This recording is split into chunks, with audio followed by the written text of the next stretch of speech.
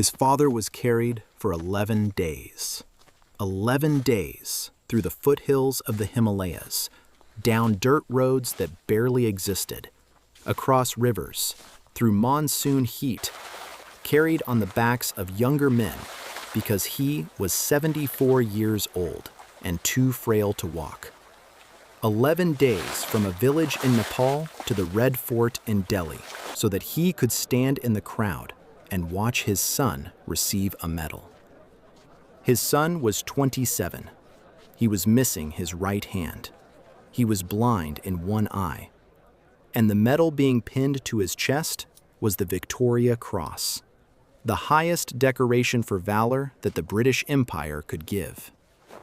7 months earlier, that son had been standing in a trench in the Burmese jungle, 4 feet 11 inches tall, bleeding from wounds that should have killed him, firing a bolt-action rifle with his left hand into wave after wave of Japanese soldiers charging out of the darkness.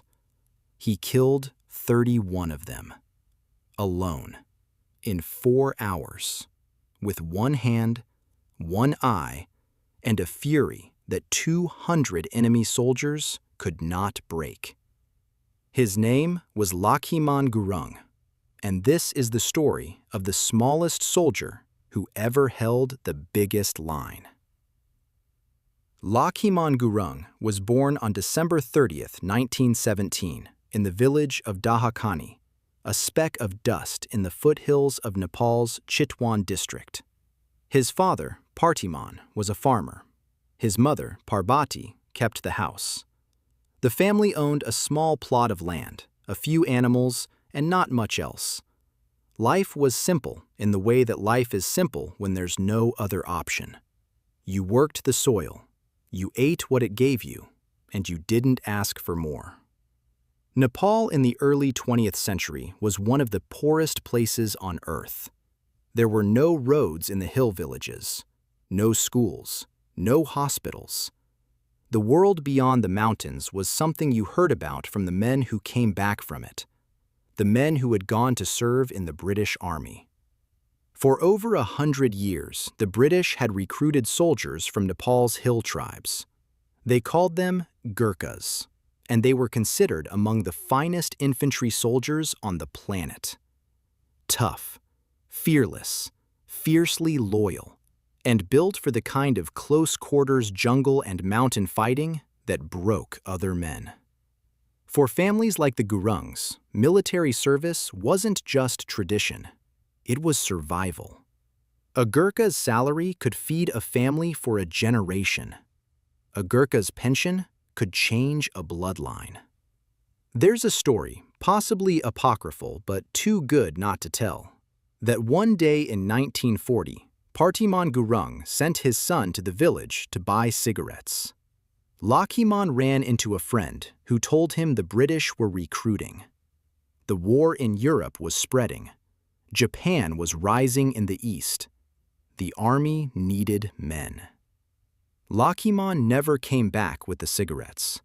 He walked to the recruiting depot instead. He wouldn't return home for 5 years. And when he did, he'd be missing his right hand and blind in one eye. In December 1940, 23-year-old Lachhiman Gurung presented himself for enlistment in the British Indian Army. There was a problem. He was 4 feet 11 inches tall, 1 inch below the minimum height requirement for Gurkha recruits. In peacetime, they would have turned him away. But this was not peacetime. Pearl Harbor was a year away. The Japanese were already pushing through Southeast Asia. The British Empire needed every man it could find, even the ones who didn't quite reach the measuring tape. They looked at Lachhiman Gurung, barely 5 feet, built like a fence post, with hands that had never held anything heavier than a farming tool, and they let him in. He was assigned to the 4th Battalion, 8th Gurkha Rifles, a regiment with a fighting history stretching back to 1824. Nobody remembers what Lachhiman Gurung looked like in training. Nobody wrote down whether he was good with a rifle from the start or whether he struggled. He was one of thousands of small, quiet men from the hills of Nepal who were fed into the war machine of the British Empire and shipped east to fight a war that had nothing to do with them and everything to do with them at the same time. By March 1945, Rifleman Lachhiman Gurung was in Burma. The Burma Campaign is one of the great forgotten theaters of the Second World War.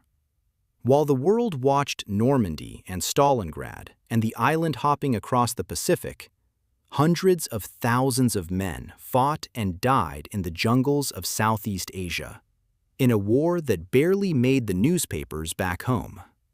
Burma was a nightmare. Impenetrable jungle, equatorial heat that cooked men alive inside their uniforms, monsoon rains that turned the ground to swamp, malaria, dysentery, and tropical diseases that killed more soldiers than bullets, and Japanese troops who were expert jungle fighters, fast, disciplined, and willing to die rather than surrender. By the spring of 1945, the tide had turned. The British 14th Army, under General William Slim, had broken the Japanese at Imphal and Kohima and was pushing south along the Irrawaddy River, driving the remnants of the Japanese 28th Army toward collapse. But a retreating Japanese army was still a deadly Japanese army. These were men who had been told that surrender was a disgrace worse than death, and they fought accordingly, with a ferocity that intensified the closer they came to annihilation. At the end of April 1945, the 89th Indian Infantry Brigade of the 7th Indian Division was ordered to cross the Irrawaddy and cut off the Japanese retreat. The 4th Battalion, 8th Gurkha Rifles, was sent to block a critical jungle track near a village on the west bank of the river. The village was called Tongda. B and C companies dug in and waited. The Japanese were withdrawing through the area, and the Gurkhas were positioned to stop them. If the Japanese could break through here, they would escape into Thailand, and the campaign would drag on for months. Lachhiman Gurung's section was given the most exposed position, the most forward post of the entire platoon, nearly 100 yards ahead of the main company line, directly overlooking the jungle path the Japanese would have to use. It was the first thing the enemy would hit. 3 men in a trench, the tip of the spear. If that trench fell, the entire company position would be exposed. The reverse slope behind it would be wide open. Everything depended on whoever was standing in that hole in the ground when the enemy came. Late on the night of May 12, 1945, most of the battalion was asleep. Rifleman Lachhiman Gurung was on guard. At 20 minutes past 1 in the morning, 200 Japanese soldiers came out of the jungle. They came fast. They came, "Ah!" They used the darkness and the tree cover to get within 30 yards of the Gurkha positions before they opened up with everything they had. The night erupted. Rifle fire, mortar rounds, and grenades, dozens of grenades, hurled across the open ground toward the forward trenches. Lachhiman's trench took the worst of it. A grenade landed on the lip of the trench. Lachhiman grabbed it, wound up, and hurled it back into the darkness. It exploded among the Japanese. A second grenade sailed into the trench and landed inches from his feet. He snatched it up and threw that one back too. Another explosion. Another few seconds of life bought with reflexes and nerve. A third grenade landed just in front of the trench. Lachhiman lunged forward, grabbed it, and pulled his arm back to throw. It exploded in his hand. The blast destroyed his right hand, blew off his fingers, shattered his arm from the wrist to the elbow. Burning shrapnel tore into his face, blinding his right eye. More fragments ripped into his torso and his right leg. The concussion knocked his 2 trenchmates off their feet. Both were badly wounded. Neither could fight. Lachhiman Gurung was alone, half-blind, pouring blood from a dozen wounds. His right arm was a shattered, useless thing hanging at his side. He was 4 feet 11 inches tall, and he weighed next to nothing. And he had just been torn apart by an explosion at point-blank range. And 200 Japanese soldiers were coming straight for him. What Lachhiman Gurung did next is the reason his name is written in history. He did not crawl away. He did not call for a medic. He did not play dead or huddle in the bottom of his trench and pray. He pulled his kukri, the curved Gurkha fighting knife, the blade that had terrified enemies of Nepal for centuries, and he drove it, point first, into the earth in front of his trench. Then, bleeding, broken, half-blind, he picked up his bolt-action rifle with his left hand, and he, into the darkness. Come and fight a Gurkha. A bolt-action rifle is designed to be operated with 2 hands. You fire with one hand, work the bolt with the other. Loading, cycling, aiming, firing. The entire mechanism assumes you have a right hand and a left hand working in concert. Lachhiman Gurung had one hand, his left hand. And with that one hand, in total darkness, with blood running down his face and his shattered arm hanging useless at his side, he loaded, aimed, and fired that rifle into the Japanese soldiers charging his position. They came in waves, shoulder to shoulder, rushing the trench with the full weight of numbers, trying to overwhelm a single wounded man through sheer mass. He killed the first wave, reloaded with one hand, waited for the next. They came again. He fired at point-blank range. Bodies piled in front of his trench. He reloaded, waited, fired again. For 4 hours, Lachhiman Gurung held that trench alone. 4 hours. One hand, one eye, a bolt-action rifle, and a fury that 200 men could not extinguish. His comrades 100 yards back could hear him through the gunfire and the screaming, not calling for help, not begging for relief, but taunting the enemy. "Come and fight! Come and fight! I will kill you!" The Japanese could not break him. They could not get past the 4'11" Gurkha standing in their path.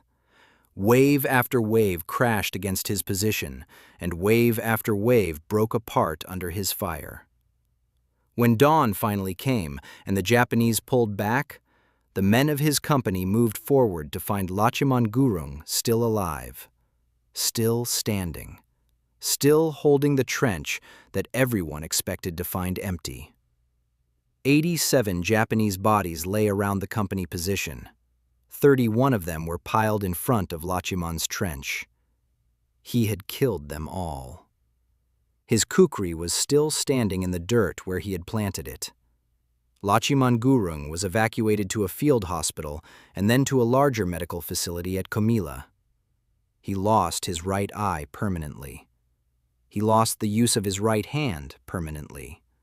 His body was riddled with shrapnel scars that he would carry for the rest of his life. He later said, "I felt I was going to die anyway, so I might as well die standing on my feet. All I knew was that I had to go on and hold them back." That was it. No poetry, no grand speech. a 4'11" farmer's son from Nepal who decided that if he was going to die, he'd do it on his feet, facing the enemy, with a rifle in the only hand he had left. On December 19, 1945, at the Red Fort in Delhi, the Viceroy of India, Field Marshal Lord Wavell, pinned the Victoria Cross to Lachhiman Gurung's chest. It was the highest honor the British Empire could bestow for bravery in the face of the enemy.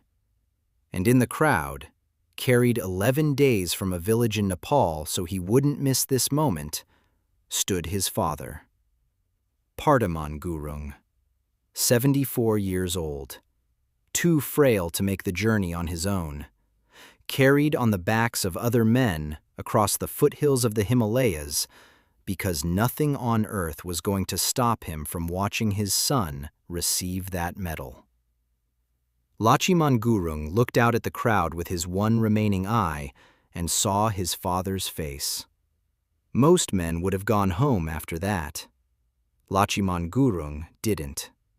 Despite losing his hand and his eye, he stayed in the army. He continued to serve with the 8th Gurkha Rifles, transferring to the Indian Army when India gained independence in 1947. He retired that same year with the rank of Havildar, the equivalent of sergeant, and went home to Nepal. He married. He farmed the same 2-acre plot his father had worked before him. He raised buffalo and oxen and goats. He had 2 sons and a daughter. When his first wife died, he married again and had 2 more sons.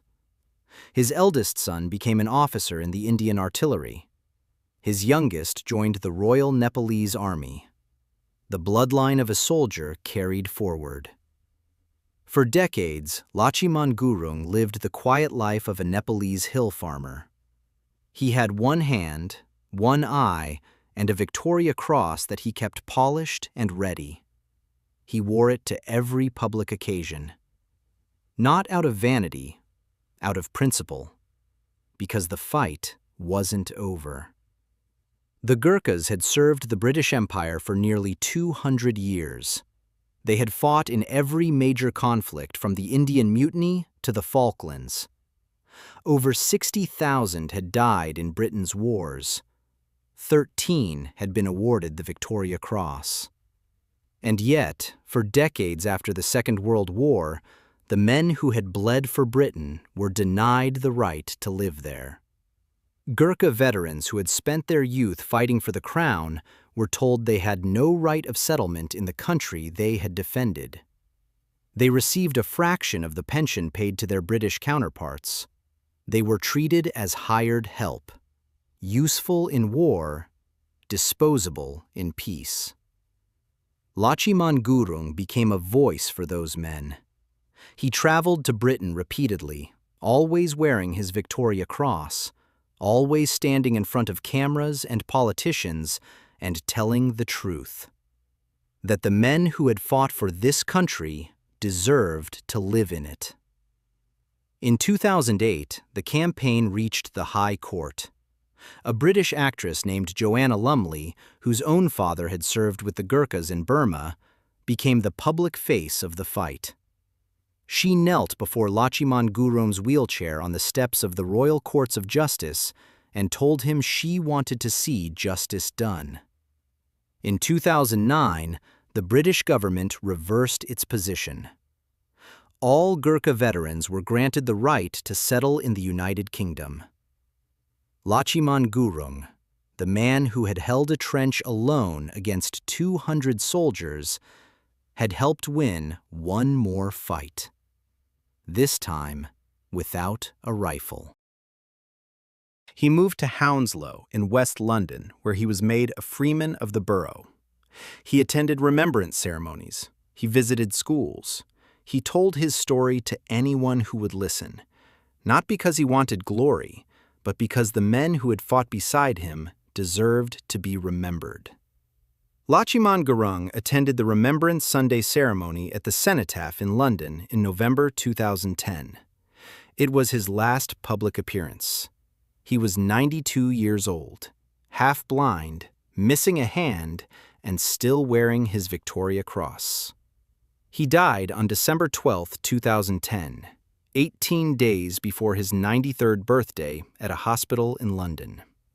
The Burma campaign has been called the Forgotten War. It was fought for 4 years in some of the most brutal conditions on Earth, and when it was over, the world moved on without looking back. The men who fought there, Gurkha, Indian, British, African, came home to a silence that lasted decades. Lachhiman Gurung refused to be silent. He refused to be forgotten. He refused to die in a trench in Burma, and he refused to let the men who fought beside him disappear from history. 4 feet 11 inches, 1 hand, 1 eye, 31 dead in front of his position. Come and fight a Gurkha. They did, and none of them made it past the knife in the dirt.